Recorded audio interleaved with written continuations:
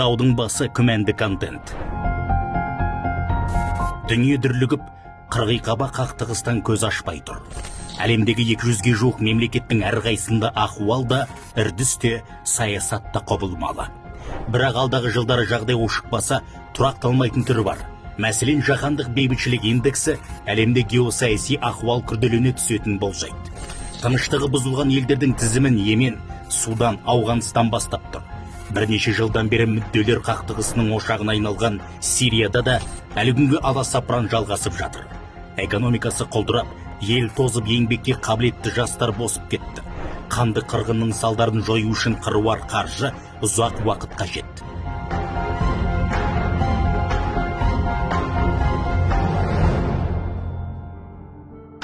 Жалпы таяу шығыс пен солтүстік Африкадағы күрделі ахуал ең алдымен халықаралық террористік ұйымдарға тиімді. Кез келген елдің ішкі тұрақтылығына сынақ қағушы сыртқы күштер бүліктің бағытын бұрды.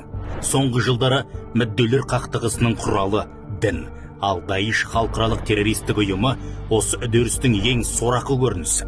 Жергілікті жұртты үрей арқылы билеп, үстемдік құруға талпынды. Жазықсыз жандарды жазалап, тарихи нысандарды қиратты. Бейбіт елде сойқан салған Даиш атын өзгертіп, ертең басқа жерді білдіру де ғажап емес. Көптеген білімсіз жастар мұндай шатақ идеологиялардың құрығына интернет арқылы әлігіп қалып жүрген жақсы білеміз. Қазір жатағым көсемдері құрбандығын көшеден емес, желден іздейді.